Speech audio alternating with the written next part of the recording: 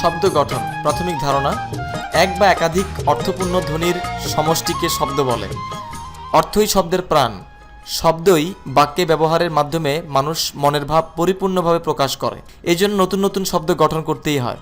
নানা উপায়ে শব্দ গঠন হতে পারে, যেমন ব্যঞ্জন বর্ণের সাথে কার শব্দ যোগ করে, কার যোগ করে, যেমন ব যোগ আ যোগ র যোগ ই বাড়ি, ত যোগ রি যোগ মূর্ধন্য সমান সমান তৃণ।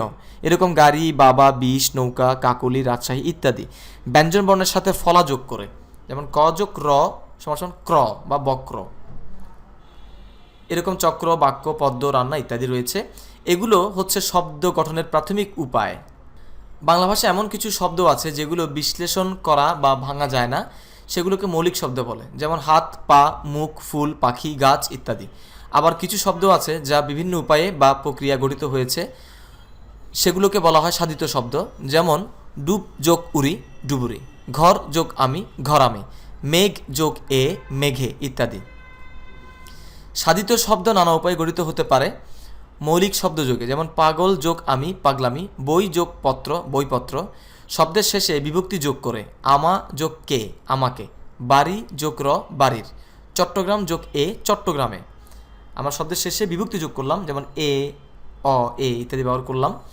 শব্দের সাথে আগে উপসর্গ যোগ করে, যেমন অকাজ, অভাব। আমরা শব্দ হচ্ছে কাজ, ভাব, নীল, চেনা, থই ইত্যাদি। তাহলে আমরা তার আগে যোগ করে ফেলেছি এবং শব্দ গঠন করেছি। আধোয়া, ধোয়ার আগে আমরা যুক্ত করলাম, আধোয়া হয়ে গেল। গাছার আগে আগাছা। ঠিক তেমনি করে সব কিছুর আগে এভাবে দেখা যাচ্ছে এখানে নি যোগ করে, বি যোগ করে, সু যোগ করে ইত্যাদি করে আমরা উপসর্গগুলো যোগ করে শব্দ গঠন করতে পারি। শব্দের পরে প্রত্যয় যোগ করে, যেমন ঢাকা, এরপরে আমরা আই যুক্ত করলাম ঢাকাই, নিম যুক্ত করলাম আই নিমাই, জগা আই জগাই ইত্যাদি। ঠিক তেমনি করে উক, ইক, অন, খানা, অনিয় ইত্যাদি আমরা পড়ব এবং মনে রাখব এবং শিখে নেব। সন্ধির সাহায্যে বিদ্যা যোগ আলয় বিদ্যালয়, শীত যোগ ঋতু শীতার্থ, সমযোগ তাপ সমতাপ, শুভযোগ ইচ্ছা শুভেচ্ছা ইত্যাদি। সমাসের সাহায্যে বসতের জন্য বাড়ি বসত বাড়ি, মুখ চন্দ্রের ন্যায় মুখচন্দ্র, নদী মাতা যার নদীমাতৃক, দুই দিকে অপযার দ্বীপ, রীতিকে অতিক্রম না করে যথারীতি। শব্দ দ্বৈতের মাধ্যমে বাড়ি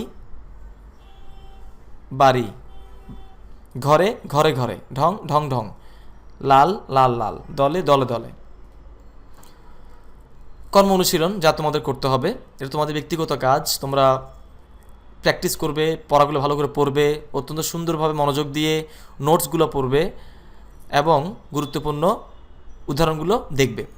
মনে করো তুমি রাস্তা দিয়ে হাঁটছো হনহনিয়ে, তোমার পায়ের কাছ দিয়ে সরসর করে চলে গেল একটা সাপ। ভয়ে তোমার গা ছমছম করে উঠলো, মাথা ঘুরে উঠলো বন বন করে।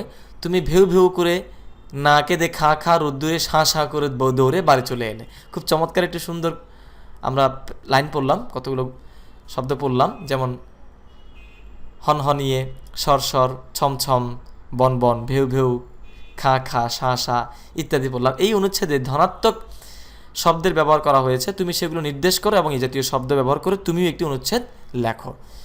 দিন দিন চাষের জমি জমা কমছে, বন টন উজাড় হয়ে যাচ্ছে, মাঠে মাঠে ফসল নেই, বনে বনে জীবজন্তু নেই, বছর বছর লোকজন বাড়ছে, বাড়িঘর দোকানপাট কলকারখানা হচ্ছে, খাল বিল পুকুর টুকুর দখল এবং ভরাট হয়ে যাচ্ছে।